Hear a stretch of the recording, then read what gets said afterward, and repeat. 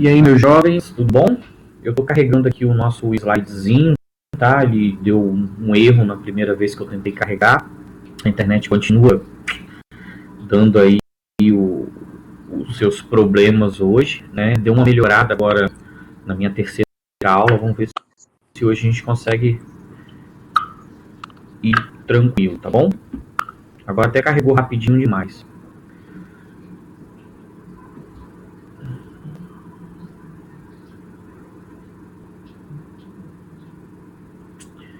Vamos. Voltei, tô aqui. E aí, como é que vocês estão?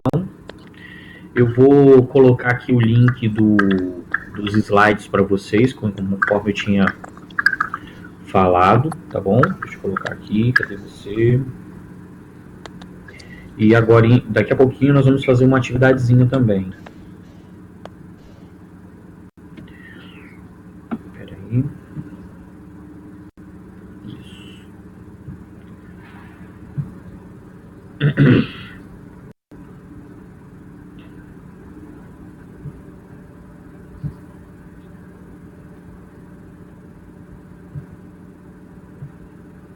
Beleza.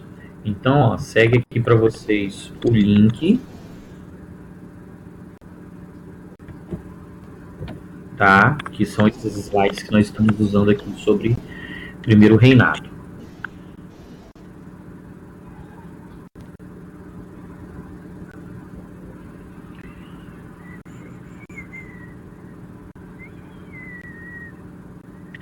Beleza, e nós falamos então sobre a questão da Constituição, né?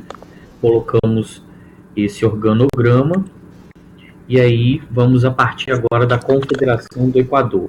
Tranquilo? Ei, Isadora, tudo bom? Tem alguém com o microfone aberto? Teria como desligar aí, por favor? Tá fazendo barulhinho aqui o tempo todo.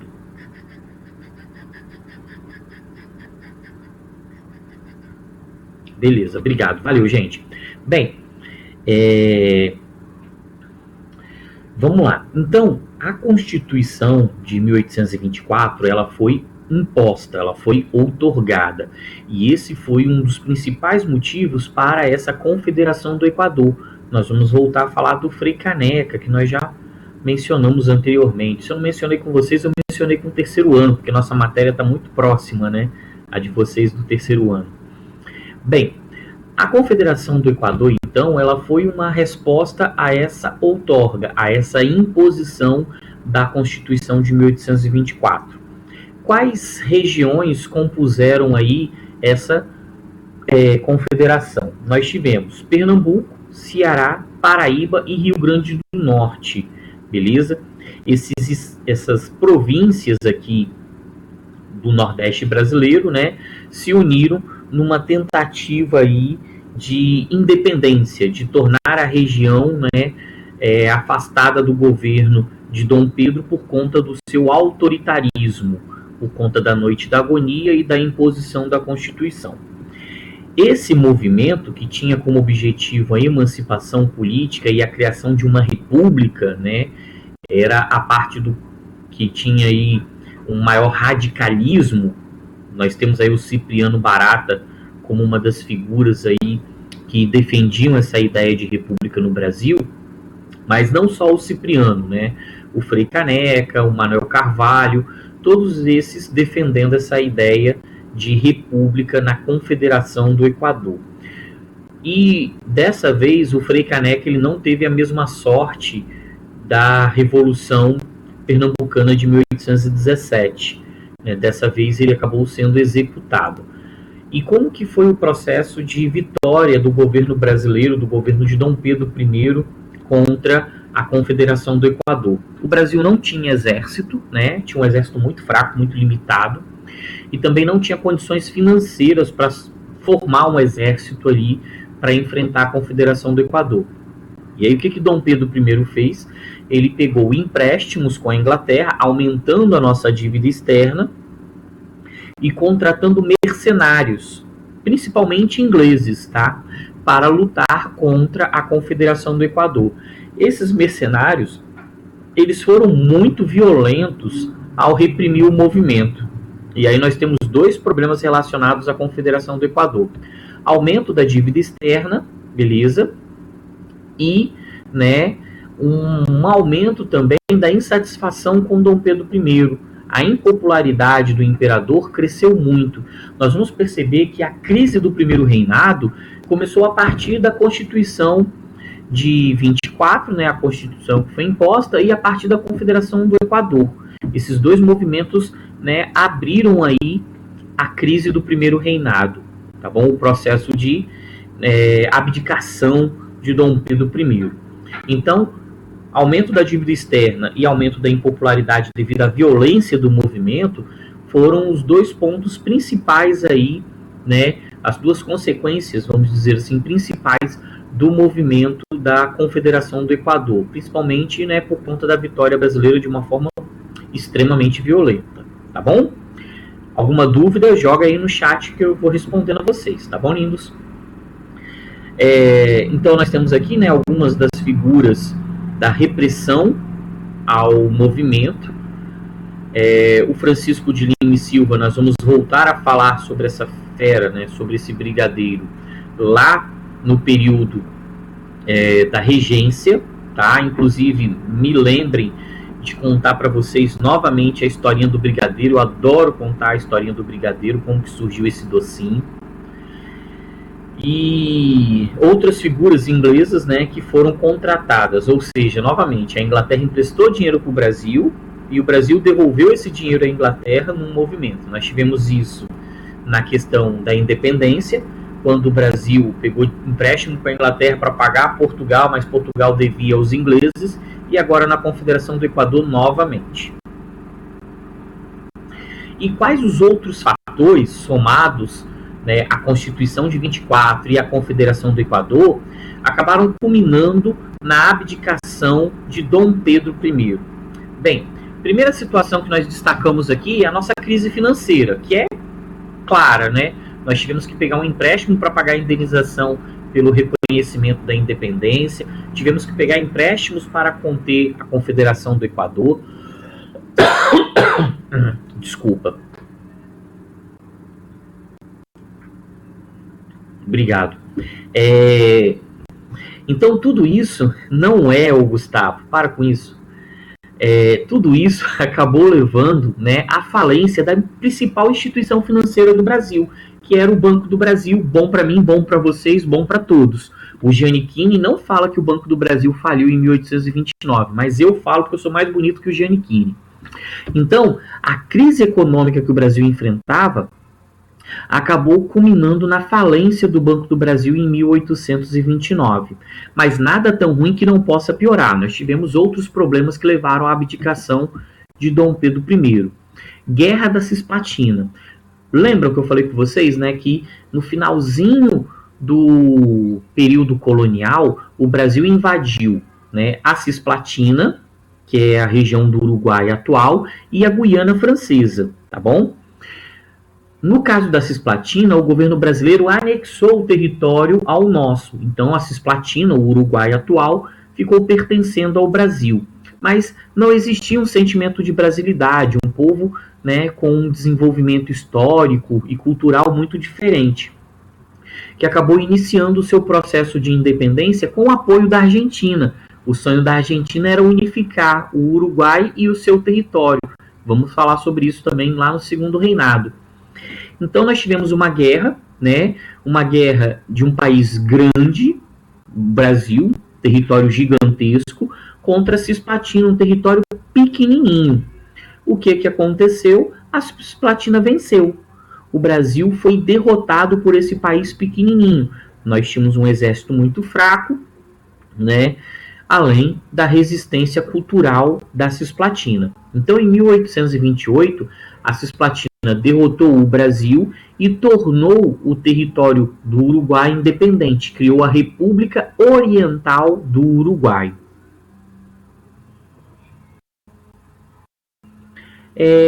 Não estou aparecendo, não? Só para você, Gustavo, ou para os outros também? Deve ser a sua internet, porque a minha aqui está dizendo que está boa. Deve ser sua internet, o Gustavo. sai da questão da imagem em volta, que talvez apareça, né? Para você poder ver esse TDB aqui, esse tudo de bom. Estão ouvindo? A lavadora, ó. Acabou de lavar a roupa, eu vou estender daqui a pouquinho. Ó, Isadora, o seu digníssimo pode estar nos observando, hein? Para com isso. Voltando aqui, Guerra da Cisplatina. Ela toca essa musiquinha para lembrar que a gente tem que estender a roupa, coisa chique, né? Quando eu morava em Viana não tinha essas coisas, não. Mas, voltando aqui, a Cisplatina, então, se tornou independente do Brasil por conta justamente, né, desse desapego cultural, né? O Uruguai tem uma cultura muito diferente da cultura brasileira. Nós somos colonizados pelos portugueses, eles pelos espanhóis, então essa formação, né, acabou influenciando. Lembrando a vocês, então, né, que esse movimento deu origem ao nosso país vizinho, aí, o Uruguai, que eu gosto tanto. Não visitei ainda não, mas eu tenho vontade. Outra situação que também favoreceu na abdicação é a seguinte, né, nós tivemos uma pequena briga pela sucessão ao trono entre Dom Pedro e o seu irmão Dom Miguel. Dom Pedro, quando ele assumiu o Brasil, ele abdicou ao trono em prol da sua filha. Só que Dom Miguel, né, seu irmão, deu um golpe e tomou o poder, criando uma disputa ali. Que Dom Pedro aproveitou esse contexto de disputa para sair do Brasil e retornar a Portugal para auxiliar a sua filha nessa reconquista do trono português. Beleza? Então, nós tivemos essa sucessão. Uma outra situação que demonstra, inclusive, o autoritarismo de Dom Pedro I, né? Ainda bem que hoje nós não vivemos mais no momento autoritário, o jornalismo pode se desenvolver de forma tranquila, não vai ser perseguido de forma alguma no Brasil. Aqueles que queiram aqui, né, ir para essa área podem ir tranquilamente. Nós vamos ter o seguinte, existia um jornalista chamado Líbero Badaró, que fazia muitas críticas ao governo de Dom Pedro I, tá? E essas críticas ao governo de Dom Pedro I acabaram levando misteriosamente ao assassinato do Líbero Badaró.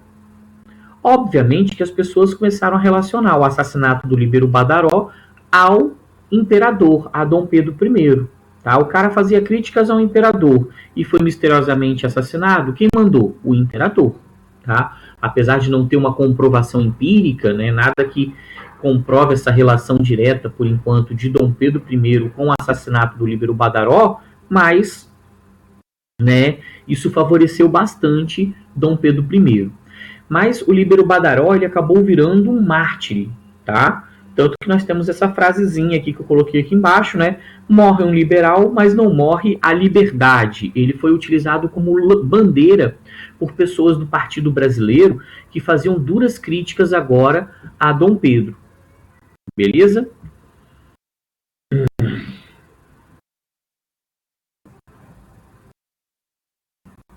Não, Débora, não. Mais fácil ter sido o próprio Bolsonaro, porque foi uma jogada política interessantíssima. Tá? Ai. Porque quem...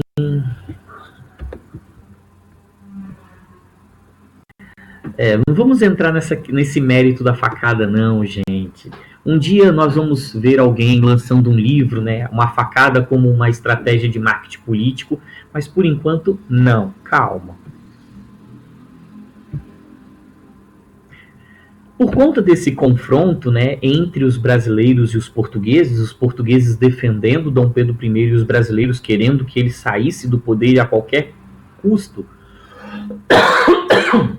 Desculpa novamente. O que nós tivemos? Nós tivemos a chamada Noite das Garrafadas. Mais ou menos, Débora. Para de remoer esse assunto. Nós tivemos o episódio da Noite das Garrafadas, que foi o episódio do confronto, então, do Partido Brasileiro e do Partido Português. Dom Pedro, ele fez uma viagem a Minas Gerais e ele foi recebido de uma forma muito fria. Apesar do povo mineiro ser um povo muito caloroso, né? o imperador foi recebido de uma forma muito fria, justamente por conta dessa oposição que existia. Os membros do Partido Português que viviam no Rio de Janeiro tiveram uma ideia de fazer uma festa muito legal para receber Dom Pedro I no seu retorno. Só que os membros do Partido Brasileiro no Rio de Janeiro não concordaram com essa ideia. E aí tentaram apagar as fogueiras, né, a evitar essa comemoração, né? A ideia era acender um monte de lamparinas, dar uma ideia, né, de luz para o imperador que estava chegando à noite. Então, nós tivemos durante esse episódio dos brasileiros tentando destruir a comemoração dos portugueses a Dom Pedro I, um confronto entre os portugueses e os brasileiros que ficou conhecido como Noite das Garrafadas, porque entre outros utensílios de guerra, né, vamos dizer assim, além de paus, pedras, nós tivemos a utilização de garrafas, cacos de vidro que foram jogados, né, entre brasileiros e portugueses.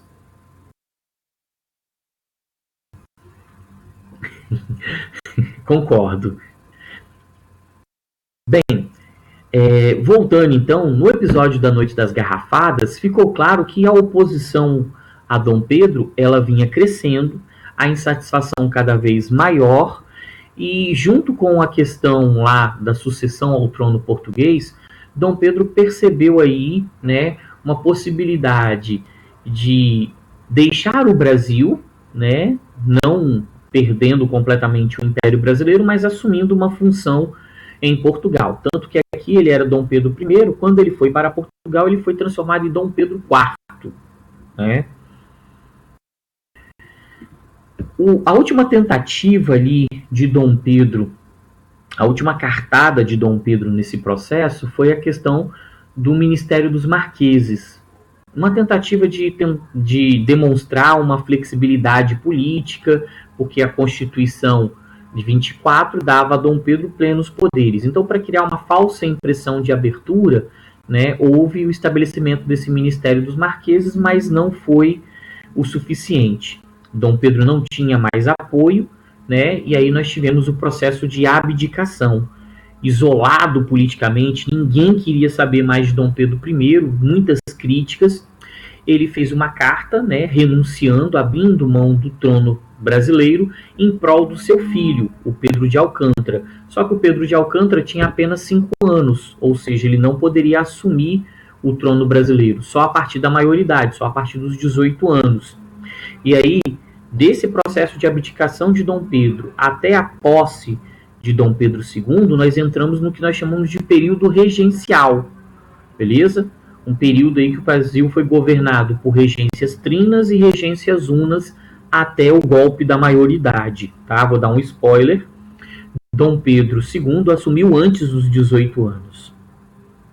Sim. Dom Pedro I, ele teve inúmeros filhos, né? Dom Pedro II também, inclusive fora do casamento, tá? Nós vamos perceber que tanto Dom Pedro I quanto Dom Pedro II não tinham muito respeito pela questão do casamento, não. E ele teve, sim, mais filhos.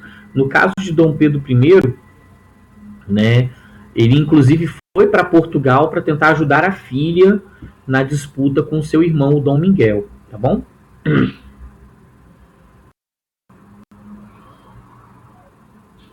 Ah, sim, porque só o Dom Pedro II poderia assumir nesse contexto aí.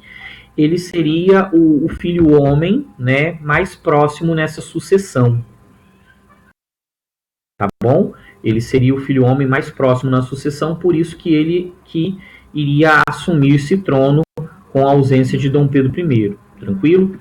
Isadora, a nossa AD nós já estamos fazendo várias, né? Eu vou colocar o link da próxima atividade agora, né? Nós estamos terminando a abdicação, e aí nós vamos fazer uma atividade justamente sobre primeiro reinado, tá bom? Que vai servir, assim como as demais, como AD, atividade diversificada. Lembrando a vocês, meus bonitinhos, o seguinte, que essa atividade, assim como a da semana passada, vocês vão ter o resultado imediatamente. Então, terminou de responder, terminou de enviar, vocês vão conseguir ver lá as questões que vocês acertaram. Tudo bom? Não era não, Débora. Tá bom? Então, eu vou a partir dessa semana está somando a nota dessas atividades para fazer a AD de vocês, e semana que vem nós vamos fazer prova. A escola está pedindo que a prova seja feita pelo portal, tá? Então, quem não tiver acesso ao portal, por favor, dê um jeito de ter acesso ainda essa semana, porque a prova nós vamos fazer no portal. Tem um campo lá de avaliação e eu vou criar lá.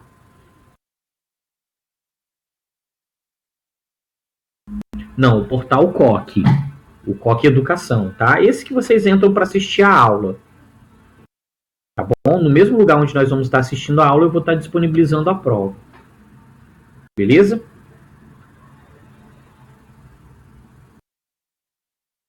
Tanto no processo de independência, Letícia, quanto no processo de proclamação da República, nós não tivemos participação popular, né? Por isso que, para a população geral, para um povo comum, né, não havia alteração nenhuma do colonial para o imperial e do imperial para a república, por essa ausência de participação e só uma elite, né, governando e administrando o país, tá bom? Vou colocar aqui o link da atividade de hoje. Esse aqui foi o nosso último slide, né? Então, Dom Pedro Isolado abdicou, né? E ficou aí o Pedro de Alcântara até a sua maioridade. Não, aí no caso, Isadora, a prova ela vai acontecer na minha aula mesmo. No caso de todos os professores, né? O Marquese, que vocês vão ter aula com ele hoje, ou já tiveram aula com ele hoje, a prova dele também vai ser na quarta-feira. Então, cada professor vai aplicar a prova na sua aula, tá bom? Fala, meu bem.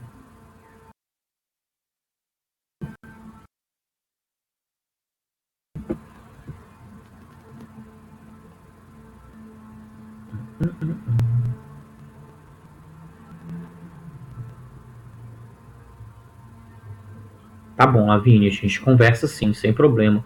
Eu vou, se você quiser, eu vou deixar o meu e-mail aqui, depois você me manda um e-mail, tá? Pra gente poder conversar.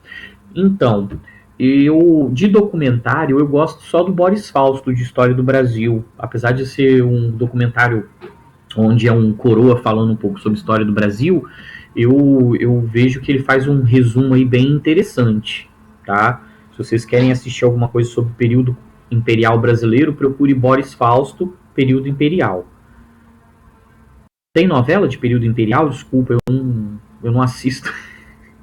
Eu não assisto novela. Deixa eu botar logo a atividade para vocês irem respondendo enquanto a gente estiver conversando, tá bom? E para Lavínia, o meu e-mail. Ah, sim, eu sei, eu acho que novela é essa. Eu já vi uma vez na internet esse cara de Dom Pedro, se eu não estou enganado, né? É porque eu não assisto, eu não gosto. Não gosto muito da Rede Globo, não gosto muito de novela. Minha esposa que sofre com isso, coitadinha.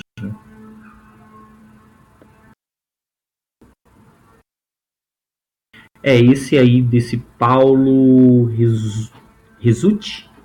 Eu não conheço, não. Depois eu posso até entrar para poder dar uma olhada.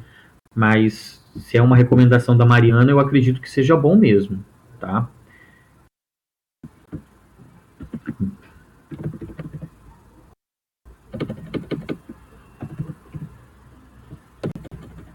Deixa eu achar a Lavínia aqui que eu vou mandar meu e-mail para ela.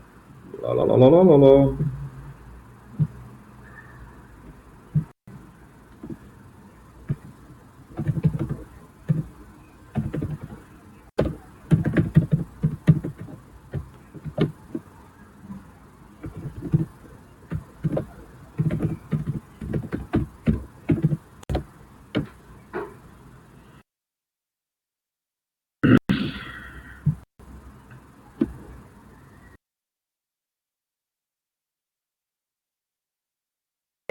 Eu concordo com vocês porque até hoje eu nunca interpretei Dom Pedro, né? Mas se fosse no meu caso, eu acho que a gente mudaria o padrão, jogaria um pouco mais em cima. Esse Caio ele tá ainda assim muito raso. Eu seria um Dom Pedro mais bonitão.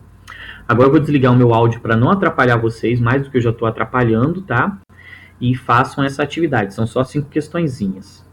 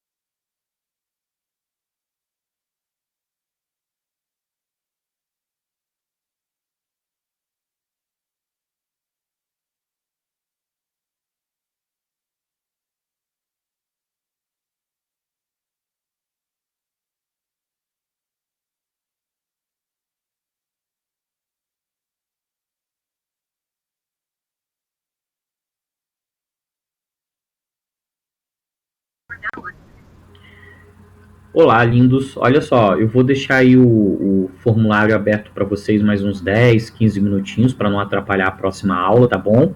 Obrigado pela participação de vocês hoje. Desculpa aí na primeira aula essa situação, né? Mas a internet foge um pouquinho do meu controle. E semana que vem nós vamos fazer então as nossas avaliações, tá bom? Tentem resolver a questão do formulário do portal, né? Mas se eu achar que pelo portal vai ficar mais complicado, eu vou manter, né, sobre a atividade sobre essa questão do formulário, tá bom? Então vão ser 2 atividadezinhas simples pra gente fechar uma notinha para vocês. Bom final de semana, já que eu não vou ver mais vocês essa semana, se cuidem, continuem em isolamento, tá? É importante. E fiquem bem. Beijo, beijo. Tchau, tchau.